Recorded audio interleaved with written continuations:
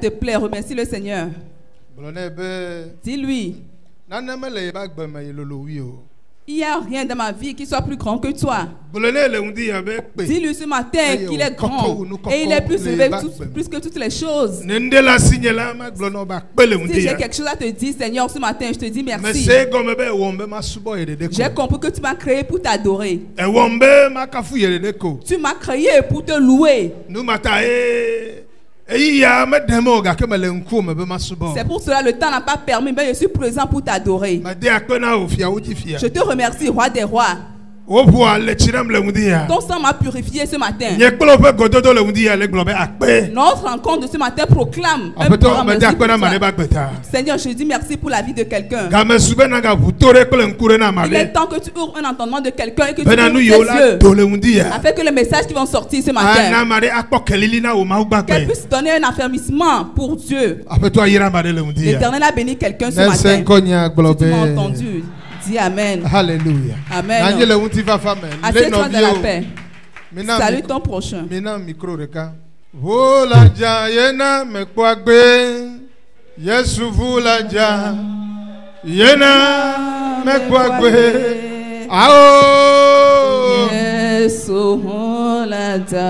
Alléluia.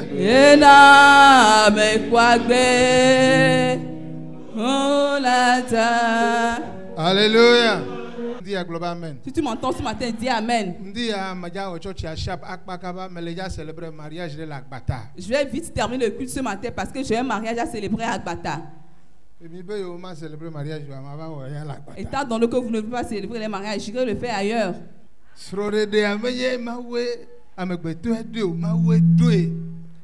Le mariage n'est pas une institution de l'homme, mais une institution divine. C'est Dieu qui l'a institué. Et donc, si tu rencontres la femme, si tu as essayé de connaître son intimité, fais vite pour faire la découverte. Fais vite pour régulariser la femme afin qu'il y ait la paix entre toi et Dieu. Si tu n'as pas encore touché cette femme, empresse-toi et marie-la. Et si tu la touches, tu n'as pas péché. Les bénédictions t'appartiennent. Mon enfant, si tu as une femme auprès de toi et que tu ne connais pas ta famille et que tu ne vas pas chez les autorités, tu ne vas pas devant la face de Dieu, il y a certaines bénédictions, tu ne vas pas les recevoir. Je bénis tous ceux qui sont dans le temple. Je te donne un chèque ce matin pour que tu entres dans les liens de mariage, pour que le nom de Dieu soit glorifié. Si tu m'entends, dis Amen. J'ai deux buts ce matin. Le premier culte, c'est très important pour moi. Alléluia. Amen. Le premier culte dit on doit établir les hôtels. Je vous ai dit par avance que nous sommes au mois d'établissement des hôtels. La question est de savoir comment les idolâtres ont su cette réalité. Comment ils savent qu'ils doivent établir un hôtel pour le pays, le Togo. Comment ils ont su cela? Mon enfant, la Bible déclare que tu es dans le monde. Ils sont sages. Ils savent quoi faire au temps convenable. Et donc le premier culte dit, on va établir les hôtels afin que le mois à venir, les années à venir, ce que j'ai confessé sur ma vie doit porter cher. Ce que j'ai déclaré sur ma vie, cela va impacter ma vie. Et donc les hôtels qu'on va ériger ce matin, avant d'établir les hôtels, tu dois restaurer ta terre. Si tu m'entends, dis Amen. L'hôtel c'est quoi? Un lieu sacré où on donne les sacrifices à l'Éternel. L'hôtel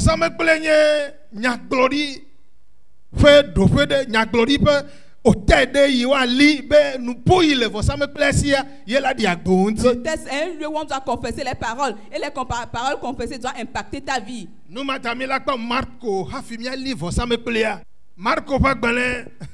Le premier culte dit. Qui es-tu? Marc 4. Que ton cœur et ta pensée soient vers moi. Si tu connais la nature de ta terre, chaque jour on travaille sur cette terre. Le cultivateur ne dit pas qu'il a cultivé son champ l'année passée, ne le fera plus cette année. Étant donné qu'il y a les semences, tu dois de l'arranger, le sarcler. Et dans notre rencontre ce matin, que quelqu'un travaille sur sa vie afin qu'il établisse un nouveau autel sur sa vie, afin que sa vie soit son désir et qu'il sourisse et qu'il dise ainsi soit-il.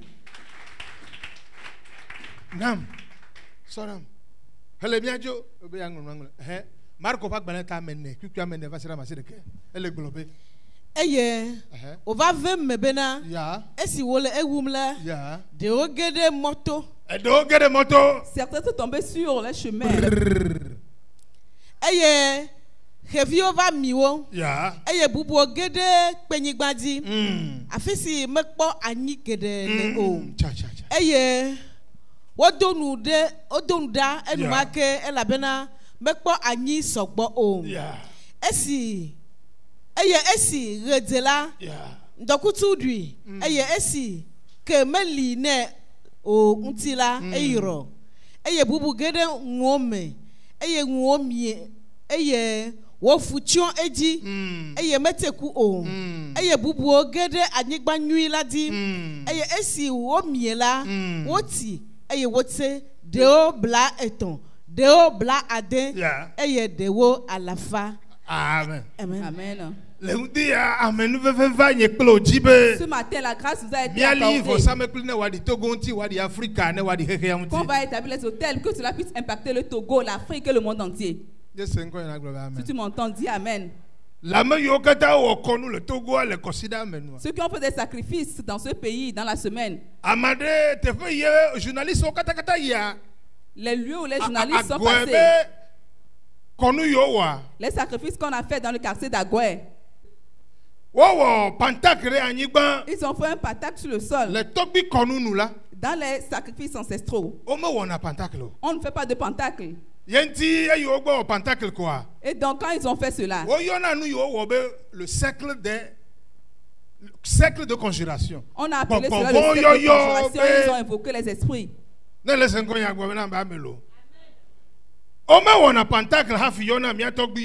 ne fait pas les pentacles avant d'invoquer nos ancêtres. Celui qui a fait ce pentacle ne doit pas mettre son pied dedans.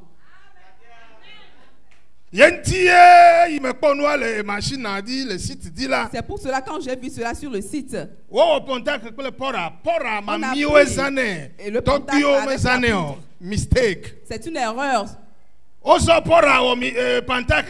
ils ont pris la poudre pour faire un pentacle.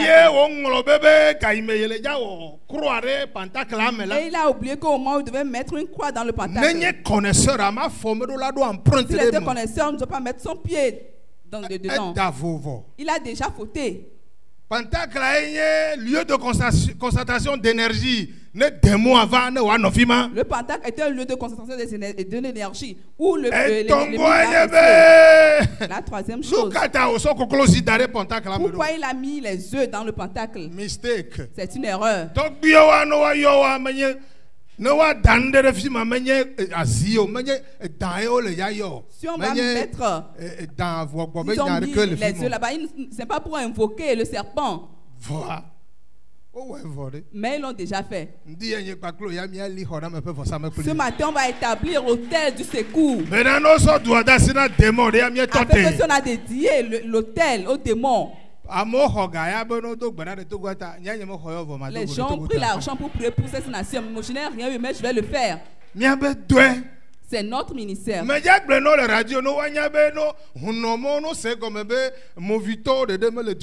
vais le dire à la radio qu'il n'y a pas seulement les insensés dans cette nation. Il y a également les fous qui y sont. Et donc il n'a pas le droit de nous tromper. Je salue Les gens de Baie. Quand bien même que Dieu se lie contre cette sacrifice. Les gens de Baie ont opéré exactement comme la tradition le demande. Je les bénis. Mais qu'ils se répandent. Alléluia. Amen. M'as-tu bien entendu? Mais les gens livrent ça me le matin. Je vais interviewer les hôtels ce matin. Le premier qu'il te dit. Et alors? Jésus-Christ, il y a 4 types de terre. Et s'il en est ainsi, peu importe la terre que tu es ce matin, les hôtels qu'on va ériger ce matin, que cela puisse impacter ta vie. Si tu m'entends, dis Amen. Peu importe la nature de ta terre, le travail qu'on va faire, que cela nous profite à tous. Kafumaou.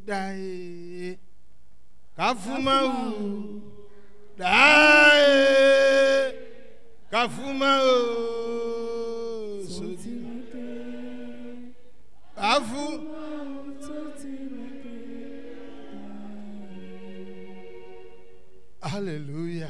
Amen. Kafumaou. Alléluia. Alléluia. Alléluia. Alléluia.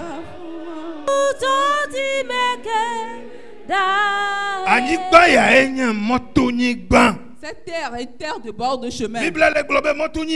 La Bible dit cette terre. Il y a les semences. La question de savoir, étant donné que les graines sont tombées dessus, si les oiseaux n'étaient pas venus pour les manger, est-ce que cela va germer? Oui, ça va germer. Parce que ce sont les terres de bord de chemin. Cela va pousser. Mais le problème de cette terre, ce sont les oiseaux. Ce sont les soulèvements de Satan. Je suis venu ce matin pour les combats spirituels qui sont sur ta vie en esprit. Quand on prie avec toi, quand on te prêche la parole, cela ne t'arrive pas, tu les reçois. Mais en un instant, rien n'impasse pas ta vie. Je suis venu chez toi ce matin. Que ce soit les oiseaux, que ce soit Satan, que ce soit la puissance familiale, que la terre réponde qu'elle est terre, et que Dieu opère son œuvre dans la vie de quelqu'un. La deuxième terre, c'est une terre pierreuse. Quand on sème là-dessus, cela étant donné qu'il n'y a pas beaucoup de sable cette terre, la semence, on va te prêcher la parole. On va prier avec toi. Cela commence très bien. Mais un instant, tout s'arrête. Je me tiens dans le sang. Je suis la vie de quelqu'un. Que la pierre soit brisée. Et que les cieux te donnent le sable. Le maître des maîtres, c'est lui qui dit il y a 4 types de personnes sur la terre. La première type de est-ce qu'on va laisser pour que tu demeures ainsi? Second type de terre. Toute pierre qui sait ses œuvres et que la terre intègre ton sol avec un message qui veut dire sur ton sol que cela germe. Que la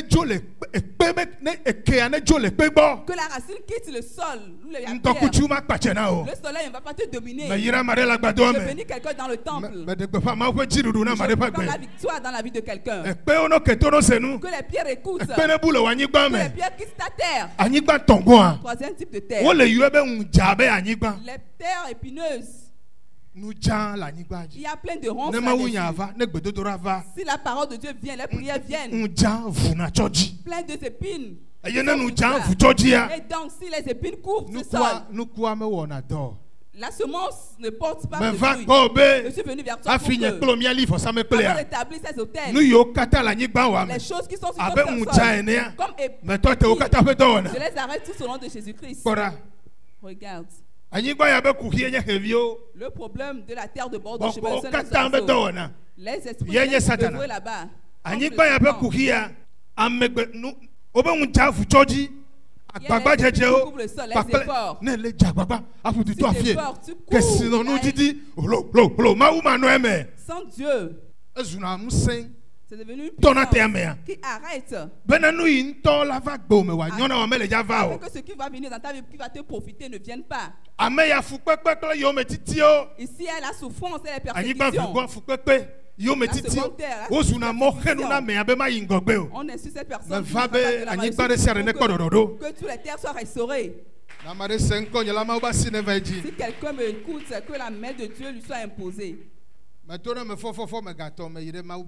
Je me suis réveillé à 3 du matin pour aller devant la face de Dieu. Je lui ai dit que je vais établir les hôtels. Il a dit, prends garde de restaurer par avance les sols. Tu restaures les terres. Tu établis les hôtels là-dessus. Toute parole que tu veux qu'elle confesse, cela doit impacter les chairs. Et donc, même si ta foi est à la maison, je t'en prie pour que tu le ramènes. Si ta pensée est confuse, je veux que tu sois à moi ce matin, afin que ta terre soit productive. Je prie pour toi ce matin, que ce n'est pas ce que tu cherches pour t'écarter de Dieu, pour arrêter le plan de Dieu dans ta vie. Je suis en train de déclarer des grandes paroles. Si tu m'entends, dis Amen. Je dis des paroles très importantes sur ta vie. Une vie qui n'a pas retrouvé la paix ne se réjouit pas. N'a pas trouvé le désir de son cœur. Et tu m'entends, dis Amen. Qui aimerais-tu être? La terre de bord de chemin. Les esprits viennent te déranger. Si tu as les idoles dans ta famille, tu as des problèmes. Si tu as les fessiers dans ta maison, que tu as une terre de bord de chemin, tu as des problèmes. Tu vas croire que c'est toi qui as pris les fessiers. Toutes les nuits on te menace. Même si on peut programmer ce plan. Second type de terre. C'est une terre pierreuse. Il y a les pierres. Toutes choses qui viennent chez toi. Compris pour toi. Compris pour toi. On te prêche la parole. Rien ne se passe dans ta vie. Tu vas commencer comme si tu es prospère. Et c'est fini, pareil pour la parole de Dieu. Je suis venu ce matin que les esprits se taisent à jamais. Attends, reçois l'imposition divine. Tu es une terre épineuse. Ce sont les persécutions et la souffrance pour le deuxième type de terre. Tu vas dire, quelle faute faite aux gens. Si on cherche quelqu'un pour insulter, pour détruire ta vie, c'est ta mère qui est la première personne. Il y a tant de choses dans ta vie. Et on a dit, est-ce que je suis né pour ne pas prospérer? C'est Jésus-Christ qui montrait cela. Je prie pour toi ce matin. La prophétie t'est parvenue. Peu importe la terre que tu sois. Je suis en train de proclamer sur le type de terre que tu es. Troisième type de terre. Les terres épineuses. Leur problème. Faire on cherche à prospérer à tout égard. Ne dis pas que maman te donne de l'argent. Si tu cherches maman pour te donner de l'argent, il va te tuer. Il donne de l'argent, mais sa puissance, c'est la valise. Et il donne de l'argent aux grandes entreprises. Quand le pentacle, j'ai voulu faire les recherches. Je suis parti dans le dictionnaire de la démologie pour vous comprendre les choses. Mon enfant, quand je suis parti pour étudier, j'aimerais connaître l'image de l'argent. Je t'enlève de l'argent. L'argent et l'homme appartiennent, qui te les donne au nom de Jésus-Christ. L'image de la femme, c'est une femme. C'est une femme. Elle a 2 cornes sur sa tête. Et il y a les serpents qui sont enroulés sur les 2 cornes. Ses mains. Il y a le serpent qui est enroulé. Pareil pour ses chevilles. Elle est assise sur un bélier. Et dans une main, elle a le poids. Et dans l'autre main, il a une épée. C'est sa nature. C'est pour cela, si elle te donne de l'argent, elle te tuer. Si elle te donne de l'argent, c'est pas pour te tuer. Et donc, je ne connaissais pas la nature de l'argent et j'ai dit que l'argent c'est le serpent. Et donc quand tu peux t'addiper, tu as enlevé le venin dans le ventre du serpent. C'est ce qui fera qu'il ne va pas te mordre. Si tu fais des dons, tu y as le bouclier. Afin que l'épée du serpent ne puisse se détruire. Si tu appelles dans le miroir, l'Éternel va apparaître à ta place. Prends garde de l'argent. Si tu n'auras pas Dieu, c'est pas beaucoup de l'argent, mais ils sont malades. Mais je peux pour toi si l'argent doit venir à toi, et que tu es je déclare la vie de quelqu'un. Et donc pour les gens qui te donnent la dîme, tu ne sais pas ce que tu es en train de faire. C'est une mauvaise personne l'argent. Et donc la Bible déclare de ne pas l'adorer parce qu'il sait que c'est un Dieu. Si tu saisis, l'argent sera ta première priorité. Je bénis tout le monde dans le temple. Ceux qui ont cet argent ne permettent pas que ceux qui les entourent en profitent. Et dans les grandes entreprises, les ouvriers, les travailleurs ne sont pas bien rémunérés. Je prie dans le verset 2 que l'Éternel te donne de l'argent, que l'argent divin te parvienne. Et donc ceux qui suivent l'argent,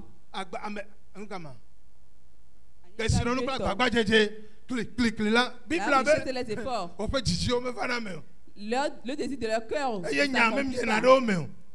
et la parole n'est pas semée en eux. Je suis venu sur ma terre pour que ta terre change. Pour que tu puisses apporter la parole. Si tu m'entends, dis Amen. Recevez le souffle divin. C'est pour cela. Si tu donnes l'argent à quelqu'un, il l'amène chez maman. Le miroir, c'est pour regarder les gens. L'épée, c'est pour tuer des vies. Le serpent va te mordre. Je prie pour toi. Que maman ne va pas te tuer. Tu ne vas pas te tuer. Amen. Si tu m'entends, dis Amen. Dernière terre. Elle a mangé et elle se réjouit. Pourquoi? Parce que c'est une bonne terre.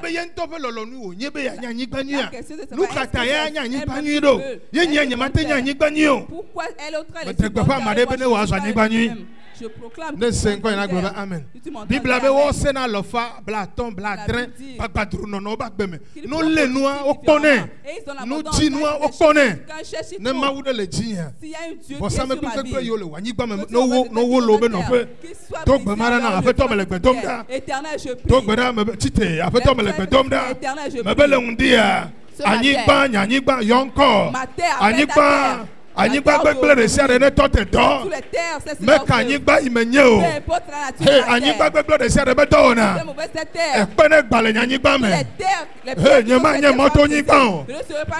Hey, nyema nye moto nyigba o. Nyema nye kpenyigba o. Nyema nye uncha nyigba o. Le Yesu fen kome. Me bele undia. Anyigba gbegble me gbe o. Me kanyigba inenye gbegble me gbe o. Le Yesu Kristo ben kome. Nyema nye ekpenyigba. Hey, nyamenye unjanyigba. Hey, nyamenye matonyigba. Le Yesu Kristo ben kome. Ekpenyigba megbe. Matonyigba megbe. Unjanyigba megbe. Le Yesu Kristo ben kome. Maunye kwefianye. Mebele undia. Menye be wojiti enyebe. Mianya nyigbanyi. Eyatale undia. Aye. Anyigba isatana sonwo. Beigbe ojim. Anyigba ime osonama. Metoto katale Yesu ben come. Afeto on continue ko. Anyigba vlone tote do. Moto nyigba ne tote do la gbenyeme. Yehowa melegbe domda. Éternel. Yehowa. Éternel. Medok berale undia. Je prie ce matin. Bebe tro nyanyigba. Change ma terre. Asa igba ojima. La date de Dodo yele nyakbedia. Le plan pour ma vie. Enye ke to tote do. Celui qui a Afeto melegbe domda. Éternel, je prie. Nkeke igba ojim. Ma date de naissance. Eye wole wo do la gbenyeme. Et qui est en train de Meboro ma vie. tote. Qui cesse leur Yo metiti yo le nyagbeme. persécution qui Meboro sont dans tote. qui cesse leur Ma jagbagba nyema kpo yayira o. les efforts Ma inutiles. jike sinonu nyema kpo. Chercher la richesse Hey, en ne tote do. que cela cesse. Yehowa enye nyanyigba. Éternel aime-moi. Yehowa. Éternel. Anyigba nye manye. Je serai une bonne Me terre. glonyari le undia. Je pouvais dire ce matin. Yayira nyigba menye. Je suis une terre Mezu bénéfique. yayira wanyigba. Je suis une terre de Anyigba bénédiction. yiwana nuku. Une terre Le Yesu productive. Christo ben come. Au nom puissant de Yehowa. Jésus éternel. Yayira wanyigba menye. Je suis une terre de Anyigba bénédiction. onuku menye. Je suis une terre productive. Chwe gbejia. À partir d'aujourd'hui, Nyema ganya anyigba gbegbele je o. ne serai pas un mauvais Anyigba terre. nye menye. Je suis une bonne terre. Maseku. Je vais porter de Alofa. sans Bladre. Agbososo. dans l'abondance. Bagadru. L'abondance. Epanyigba menye. C'est cette terre Le Yesu productive. Christo ben come. Chwe gbejia. À partir d'aujourd'hui, Anyigba nye menye. je suis une bonne terre. Gone no vi obo maglonyari de nti obe chwe gbejia Dis anyigba à nye ton nenye. prochain, à partir d'aujourd'hui, Golene maglonyari de nti je o. peux dire sur ta vie Anyigba nye nenye. que tu es une bonne terre. Awo nuku alofa. Tu es porteur Bagadru. puissant. Le go katame. L'abondance dans tous Ne les senko domaines. nyafwa kwe gane kana Tu Yesu. m'entends, acclame Jésus-Christ. Nanye le nti va fa. Assieds-toi dans la paix. Ma kale kpikpire no na seto. Je vais te lire un verset. Tu vas écouter.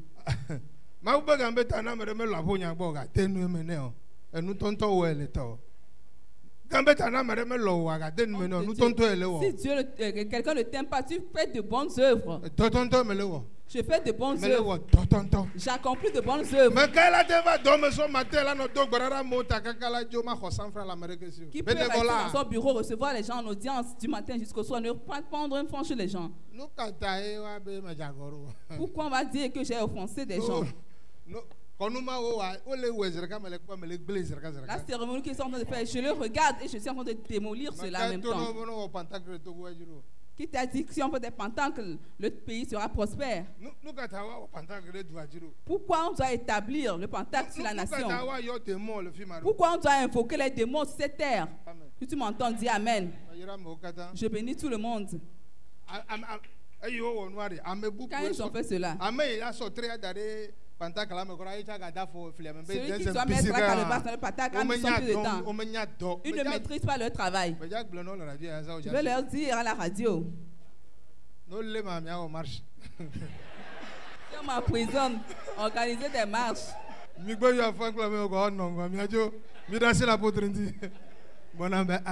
Amen.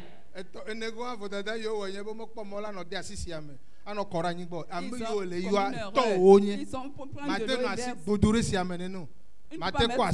l'eau. Tu leur demandes de boire de l'eau. Est-ce que tu vas les jeter de l'eau? Quand tu prends les paroles en catatoire, et tu mélanges le tout, et tu verses sur le sol. Mais Dieu a dit de cesser cela. Quand tu as refusé cela, mais Satan veut qu'on le fasse. Et donc tu dois le faire, fais-le exactement comme Satan le veut. N'amène pas la malédiction sur nos vies. Je te bénis. Que la terre togolaise soit restaurée. Marc 4, verset 11. 11, 12. Marc 4, verset 11, 12.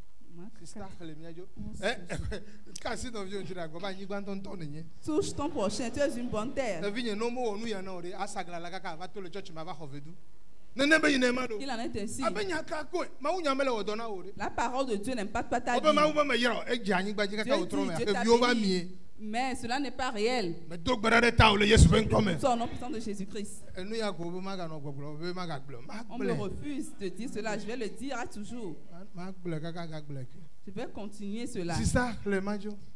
Eye wo gblɔ na wo bena. Eye wo gblɔ na wo bena. Miawo la, wona Mawu fiaɖuƒe la ƒe nuaɣla mi. Yele wo chɔchi, ni sobe chɔchi ale gblɔ be. Le culte de la dernière fois dit. Ŋku le mioya miasi. Vous avez des yeux. Ne Mawu le kplɔa. Si Dieu te conduit. Akpɔ nu yiwo dze be nakpɔ. Tu verras les choses existent. Eye awɔ nu yiwo le bena nawɔ. Et tu vas accomplir les choses de même. Yesu le gbɔna apɔstolowo be. Jésus-Christ disait aux disciples. Mioya wo na mi dziƒo fiaɖuƒea ƒe nuaɣla. On vous a donné les réalités du royaume des cieux. Bena miakpɔ nu, miakpɔe miase egɔme. Pour que vous voyez, que vous comprenez les choses. Do gbɔɖa ɖe ame ɖe ta be Mawu ƒe mekpɔkplɔ ne va wɔ agbe Que dzi. l'esprit de Dieu soit posé sur ta vie. Mawu ƒe mekpɔkplɔ ne va dzi o. Que la conduite de Dieu soit Ne sur ta vie. doa Mawu ƒe mekpɔkplɔ ne nɔ Si dzi tu o. sors que l'esprit de Na conduite to te mɔ suit. mɔ ɖe ma nyɔ Mawu ne kplɔ to dzi. Si tu vas emprunter un chemin Na qui n'est ge pas ɖe bon, ʋu me Dieu te dzɔgbɔvɔ le trouve un mɔta na bon Mawu chemin. ne tɔ te na trɔ to mɔ Et bu. que si c'est un esprit qui Ne te se le dit, ŋkɔ nya Mawu trouve ƒe un asi va chemin, dzi tu o. m'écoutes, que la main de Dieu te soit imposée. Hallelujah. Amen, amen.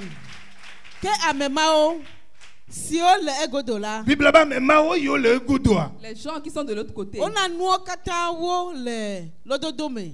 Ona nuwo katã le lodo, wo me si anuwo gɔme. On a donné des paroles dans les proverbes. Bena ame siwo le nu kpɔm la, na kpɔ nu ke omagadze si Efia ba me yiwo le egodoa. Ceux qui sont de l'autre Menye Mawu côté. ekplɔ na wo. Ce n'est pas Dieu qui les conduit. Enti iponu no le lododo me. Et donc, je les ai parlé en proverbe. Bena no kpɔ nu tsa no ga se nu gɔme o. S'ils voient qu'ils ne comprennent rien, No kpɔ nu no se nu tsa wo maga nya nu ka wo nyo. s'ils voient qu'ils comprennent Vous que miawo ya. mais vous, Me le kple mie. je suis avec Enye le vous. kplɔ mie. C'est moi qui Mi vous do la conduis. se nu gɔme a se nu gɔme. Vous devez comprendre les choses telles. Me yira ma de la gbato ya. Je bénis Amen, quelqu'un dans le amen. temple. Apetɔ pasi va ma de dzi. La source Amen. vive Ne ŋu se ɖe le de gbe la quelqu'un. gbo mea, etɔ te dɔdzɔ C'est egbe dzi. puissant qui Amen. a Tsɔ ma vɔ le Yesu ƒe ŋkɔ la me. reste d'éternité en éternité. Meka gbɔgbɔvɔ yi le ɖu fia le miaƒe aƒe Peu me o la. importe le démon Metɔ qui te a nuwo retrouvé katã la le Yesu ƒe maison. ŋkɔ me. J'arrête toutes les Ne choses Yehowa me dans le gblɔ Jésus. fii be Et, oh, maɖo l'Éternel, kplɔ na je suis akɔ me le wo pas sûr. ketɔa Tu be vas ŋkume être o. sur une table en face de tes ennemis. Yehowa ye gblɔe. C'est l'Éternel qui l'a déclaré. Amen, amen. Eye ame siwo le egɔme nu sem la, na se nu ke omagase egɔme o. Yeah.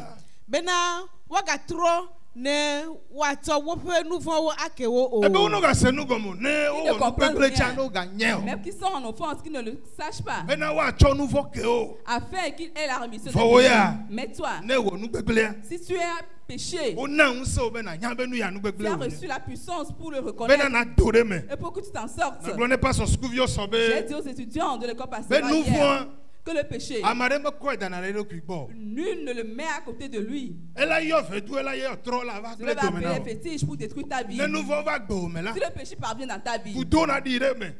creuse une fosse et enterre-le. Le kɔ ɖi nɛ. Comment on enterre? Dzesi ɖokui wo da la. Reconnais-toi Ble na pécheur. Mawu be nu ya me wɔ ame tsitre ɖe ŋuti. Dis-lui à Dieu que tu n'aimes pas ce que Eve j'ai mu fait. ŋutɔ be me wɔ nu ya. Oui, je suis Ma amen. gblɔ na wo be tso Dans la gbe dzi souffrance nyemaga wɔe o. que j'ai mal fait à partir Ye d'aujourd'hui, dziƒo je la le to ferai na wo be plus. tsɔ wo nu vɔ ke o. Et les cieux vont proclamer Mais et tu es vont vous t'appartenir perdre tes à péchés. Tchapoumé. Et que les péchés sont rentrés Ma au yo a fond de la hovi va mer. gome. Cela ne va pas amener la Megblɔ na wo malédiction sɔ dans be ta menye vie. ne gamba wo be yana nɔ nu vɔ ba gbe o. Ne sois pas habitué de mener une vie de péché. Ewu na mi sisi na me. Cela tue l'onction. Eye wa dɔ Mawu be gbɔgbɔ le gbɔ. Et que cela fait écarter l'esprit de Dieu. Etsɔ de ɖokui wo toi. da si na wo ketɔwo be ne gblẽ agbe wo Et que dome. se confie à l'ennemi pour détruire ta Ŋdi vie. ya ʋu ava ma ɖe ba gbe dzi. Ce matin, le sang Dodo jaillit zi sur le la vie de fotoa be quelqu'un. dɔnu le agbewo me. Les œuvres de Eye ne nu vɔ be l'ennemi baba ɖe le teƒe ɖe ya. et que la boue du Mietɔ péché te wo quelque katã le part. Yesu ƒe Nous ŋkɔ les me. arrêtons tous au nom Ne puissant se de ŋkɔ Jésus. nyana gblɔ be Tu amen. m'entends, dis amen. Mele wɔ nu ɖe le ame ɖe ba gbe me le ŋdi ya. Je suis en train d'opérer dans la vie de quelqu'un ce Mele matin. wɔ nu ɖe le ame ɖe ba gbe me le Je suis ŋdi en train ya. d'œuvrer dans la vie de quelqu'un ce matin. Wenu sista. Alléluia. Eye wogblɔ na wo bena Eye wo verset ne 12. miese lo sia gɔme. 12 Zach, so 11 à Pan. Elle a joué 25. 12 avant. Que joué 24 à 25. 24, Marc 4, verset 24 à 25. Eye wogblɔ na wo bena Eye wo gblɔ na wo bena. mi le to ɖe nu si sem miele la Wa kpe ŋuti. gã ɖeka na Yesu. Abe mi le to ɖe nu yiwo sem mi le la ŋuti. Écoutez ce que Ne se les enfants gɔme. m'entendent.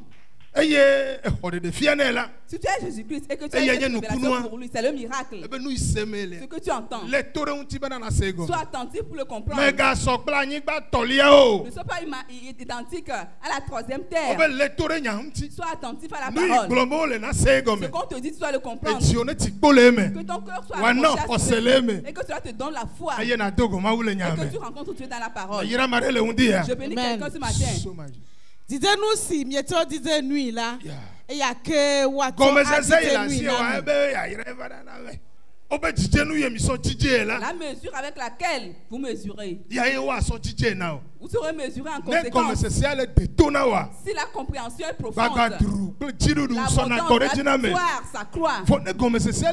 Mais si la compréhension est ce que tu auras sera pareil. Je proclame la compréhension de quelqu'un. Je proclame de quelqu'un qui comprend dans la grande connaissance. Tu m'entends dire Amen. La mesure avec laquelle tu mesures, on va te mesurer en conséquence. Tu as compris les choses. Et que la joie te parvenue. Tu rencontreras Dieu dans cette dimension.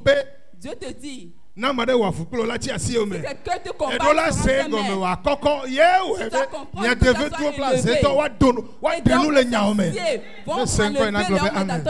tu m'entends dire Amen. Ils vont cesser leurs œuvres dans ton problème. Amen. Il en est ainsi. Reçois une grande compréhension. Je t'en supplie. Ne dis pas quelque parole. Et ne pas écouter la meilleure chose. Écoutez la radio. D'aucuns croient que ce sont les fétiches de leur maison qui les détruisent. D'autres, c'est la sorcellerie qui les dérange. Qui va t'arrêter. Cela va t'arrêter. Parce que ta compréhension est petite. Ta compréhension doit être plus élevée que les petits de ta maison. Et que tu sais qu'on t'a établi Dieu pour Pharaon. Le géant de ta maison, tu es plus géant plus que lui.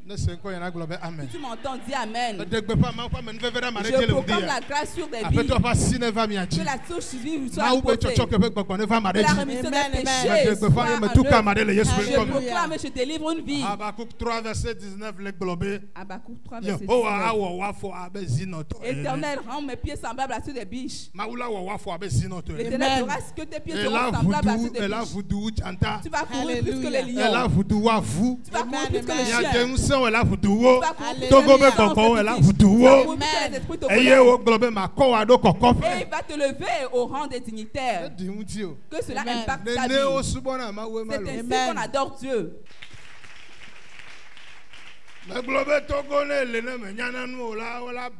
Si tu es au Togo, si tu ne connais pas les choses, on va te tricher. Pourquoi? En avril, ils ont reçu la nation. Le programme d'Avril, la première des choses. Si tu es né en avril, tu dois être intelligent. Tu dois demander à l'Éternel de te le donner. Sinon, tu feras de mauvais choix qui vont détruire ta vie. Pour cela, tu dois demander la sagesse à l'Éternel va te le donner. Tu dois faire le leadership pour être intelligent. Tu vas parler, tu vas prendre des décisions, tu ne vas pas commettre d'erreur. Si tu es né en avril, tu dois prier et recevoir une onction. Parce que le pouvoir va te déranger. Si tu as l'onction, tu vas te lever. Tu arrêtes. La pierre va t'arrêter. Avril, en avril. J'ai dit deux choses, oui. Pour cela, si tu es dans ce tu dois être intelligent et être un leader. Tu dois être un lecteur. Le premier livre, c'est la Bible. Et savoir le lire. C'est pour cela, quand ils sont en train de nous tromper, j'ai su par avance. Les gens regardaient cela, ils ont peur, mais je sais qu'ils sont en frein à ce qu'ils sont en train de faire. Ce que la chose va détruire, c'est ceux qui ont mis le pied dans le pentacle. Je prie pour quelqu'un ce matin. Et donc, si tu es né en avril, tu dois savoir faire le combat spirituel. Parce que tous les esprits vont chercher à te détruire. Et donc, au Togo, c'est pour cela que les esprits veulent nous arrêter. Mais nous sommes plus pesants qu'eux.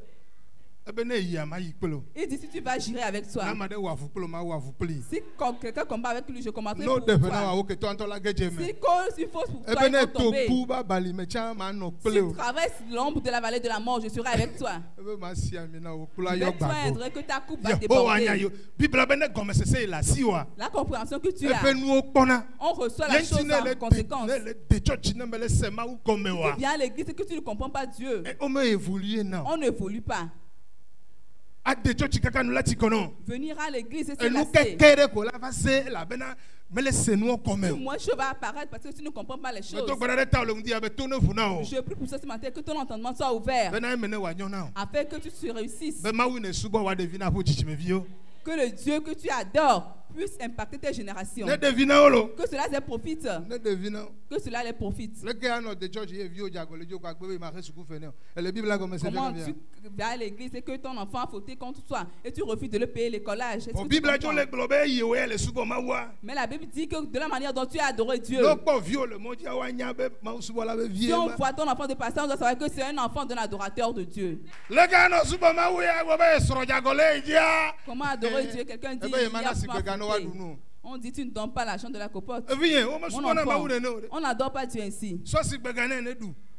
On te donne de l'argent. Tu manges. Ce que tu as fait, je n'ai pas aimé. Si tu m'as entendu, l'Esprit de Dieu est pour je délivre quelqu'un ce matin.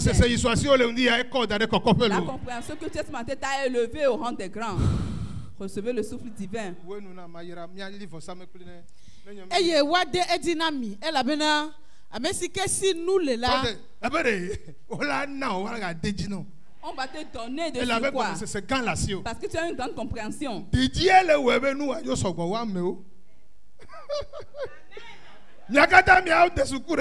On a fait les mêmes études.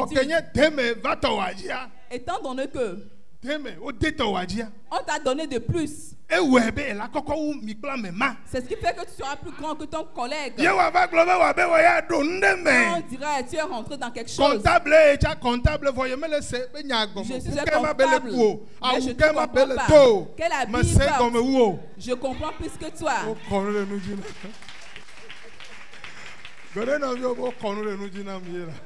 Dis à ton prochain, on m'a donné de surcroît. Ma chérie, amen.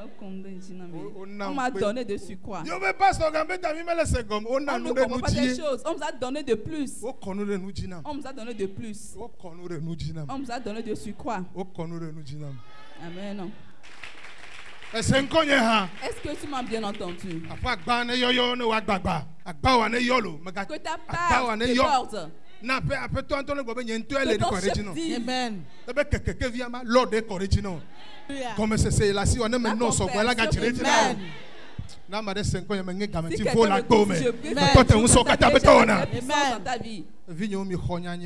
Recevez vos paroles que cela impacte vos vies. Cela va toucher ainsi. Amen. Elle a bien amesike si nous les là. Parce que celui qui a bien, celui qui a bien, on lui donnera plus. Amen.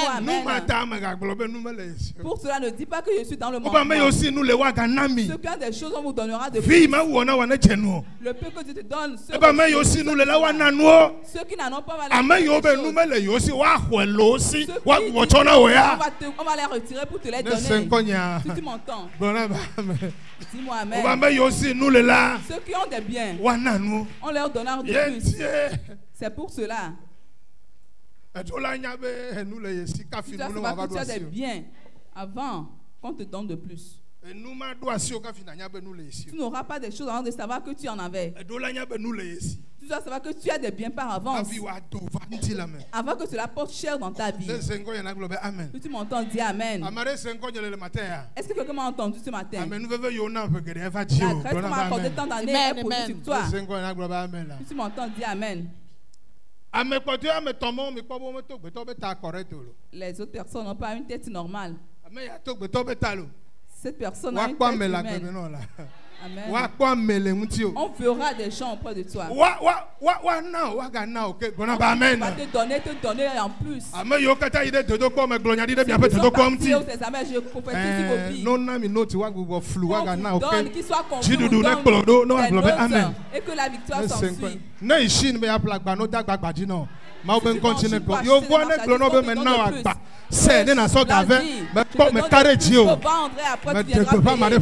Je proclame la victoire de quelqu'un.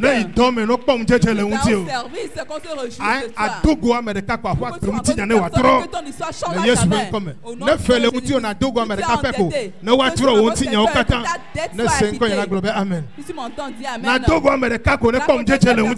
Et qu'il se réjouisse de toi. Et que le nom de Dieu soit glorifié. On te donne en plus. Proclame la victoire de quelqu'un. Recevez le souffle divin. Si tu m'entends, dis Amen. 24 à 25, elle est globée. Que amesi que si nous mêlons là, nous si les essi là, wa hoya han. Ne te lamente pas.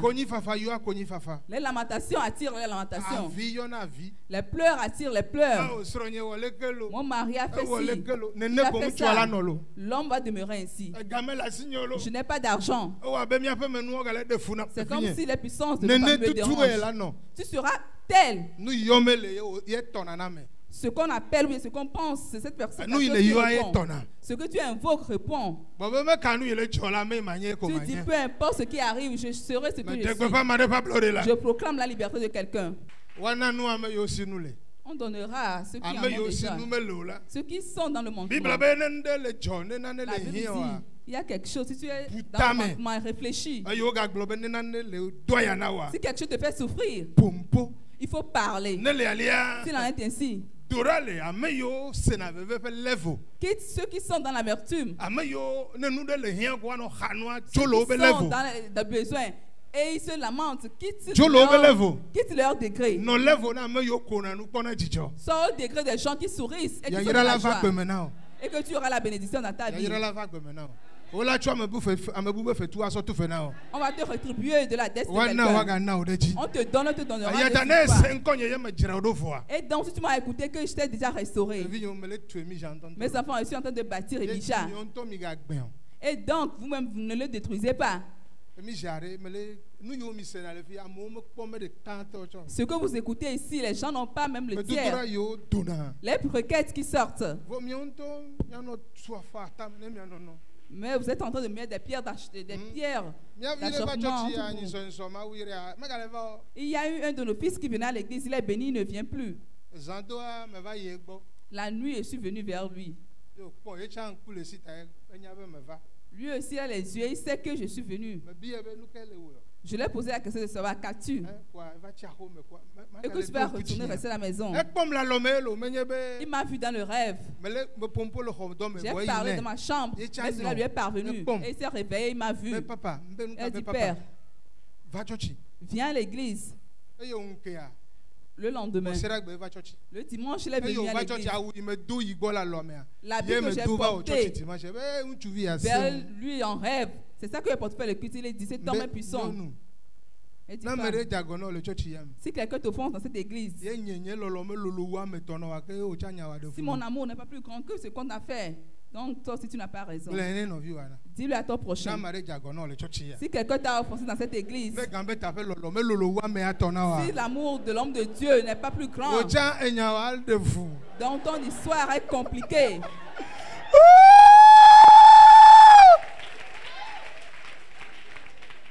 Alléluia. Amen.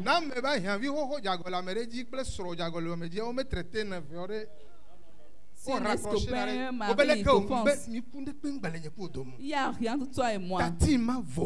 Laisse-moi faire. N'as-tu pas entendu que je me suis mariée? Avec ton mari, tu ne fais pas de la même chose. Je suis le patron. Si un sorcier va vous tuer, c'est moi qui vais le voir par avance. Il y a un de mes fils qui est couché dans la chambre. Et il avait envie d'un homme parce qu'il n'a pas de mari. Et il pleurait dans sa chambre. J'étais à Bekota. Et j'ai pris mon portable, je l'ai appelé. N'aie crainte, Dieu va te donner un mari. Cette nuit, tu es... Mardi va comme le bureau. Mardi vient me voir au bureau.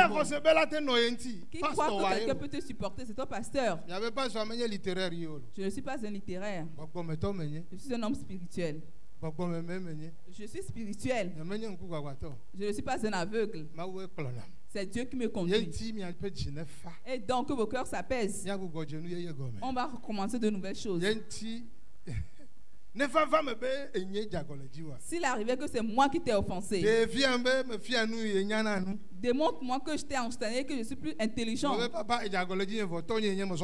Dis, Père, tu m'as offensé, mais tu es mon Père, donc je te pardonne. On va établir les autels.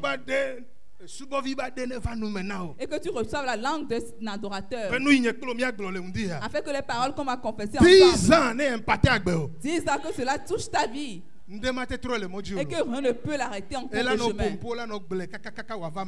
Cela va se réaliser coûte que coûte. Lève-toi. Pour qu'on entende un bon cantique.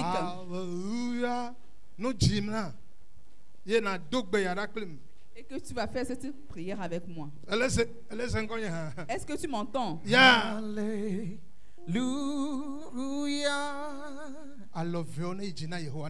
les deux mains soient élevées à l'Éternel.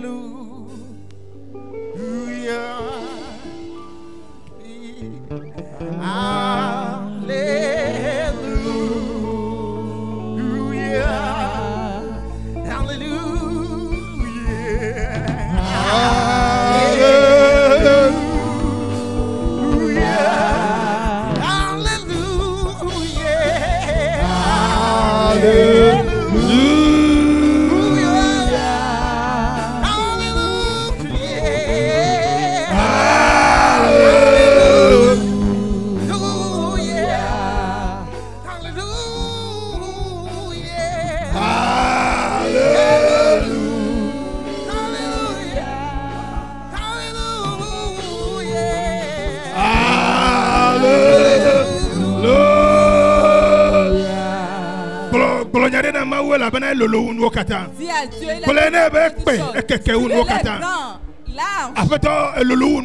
Éternel, tu es plus grand. Tu es notre rocher. Tu es ma paix. Je t'élève. Donne honneur et gloire. Alléluia. Amen. Donc, j'établis l'autel d'adoration dans ma vie. Éternel, je prie. Aujourd'hui, je lis l'autel d'adoration. Je l'établis dans ma vie. Afin que moi et ma génération, on va adorer l'Éternel. l'Afrique. Le Jésus Christ ben comme. J'établis l'autel d'adoration de Dieu. J'établis l'autel de la crainte de Dieu dans ma vie. Seigneur, je prie à partir d'aujourd'hui. Sur ma maison va craindre l'Éternel. J'établis le nom puissant de Jésus-Christ. J'établis le tête de la à partir d'aujourd'hui, ma vie sera santé. Ma vie sera adorée. Ma vie sera candidature. J'établis l'autel de la santé. De l'éternité en éternité. J'établis cet autel dans ma vie. J'établis l'autel de l'élévation.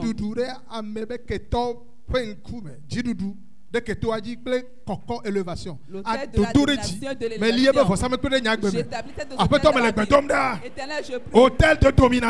Hôtel de domination. Je prie. Je serai plus que vainqueur. Et je serai j'élève. J'établis cet autel éternel. À partir d'aujourd'hui, la victoire, l'élévation. J'établis cet autel. Je l'établis dans ma vie. Partout je serai vainqueur. Dope atonga meli ya yira kle mauba akpohonu mauba metakpokpo be fosa mekuli na gbenyeme. Apeto mele gbetomda. Meli ya yira be fosa mekuli. Denye woto la ba gbeme. Dans ma vie. Yehowa mele gbetomda. Je prie. Meli ya yira be fosa mekuli. Eh mauba ganyenye be fosa mekuli. Meli re nya gbeme. Yehowa mele gbetomda. Je prie. Meli ya yira be fosa mekuli. Eh mauba metakpokpo be fosa mekuli. Hallelujah. Dope adengoa meli tona awoto wanyo meli ebe fosa mekpeda gbenyeme apeto mele gbedomda meli tona pe fosa mekuli cho gbeji no shanu me matalo ma dunya lo pe to menyinu meli tona pe fosa mekuli meli sro de pe fosa mekuli ande sro wa jeji na me ande sro wa jeji meli ebe fosa mekpeda gbenyeme cho gbeji ya Meli sur le peuple, ça me plie. Meli, ça me plie. Et il est globé, il y a une vision la femme. Eh, nous pas d'un groupe, mais va ça me plie. Meli, il y a un peu. Tu es pédia.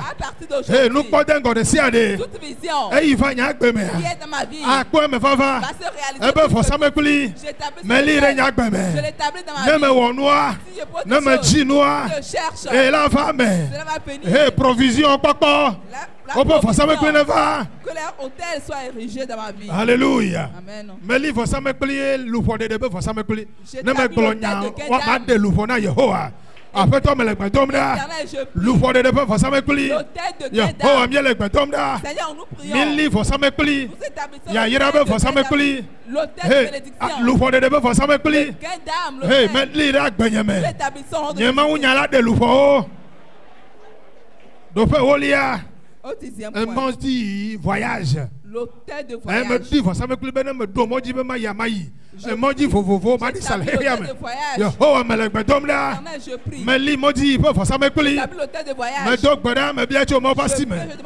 Un dit me li tona. Un mo dit faut ça me plaît. On ti fa faut ça me plaît. L'hôtel de paix. Eh après toi. Éternel. Ma zomo le yame. Me li faut ça me plaît. Eh on ti fa faut ça me plaît.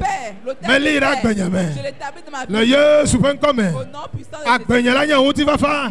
Agbenyala nya lolo. Lolo be faut ça me plaît. Me li ra gbenyame.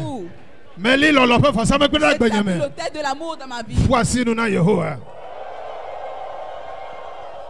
Alléluia. Amen. Et que ma so enveloppe. Et donc prends ton enveloppe. Allô mingolobe. Iso cha me la odo kotia. Eh garde mi yoko. No for some plea for la wula reji. Yenye onuna na ina wole mundia. So o enveloppe. Prends ton enveloppe. Minami nu jonure. Tu m'as dit d'appeler à l'existence les choses qui n'existent pas. Comme le 7e mois. J'établis l'hôtel de vérité sur cette nation. L'hôtel de la connaissance de Dieu. L'hôtel de la grâce de Dieu. L'hôtel de la santé. L'hôtel de la domination de la l'hôtel de travail. L'hôtel de mariage. L'hôtel de la réalisation des visions. L'hôtel de gain d'âme. L'hôtel de paix. L'hôtel d'amour. Au nom du Père. Au nom du Fils. Au nom du Saint-Esprit. J'établis les qui part dans la vie de chacun. L'hôtel que j'ai hérité. C'est ce qui va impacter. Jésus Christ, au nom puissant de Jésus. Amen. Amen.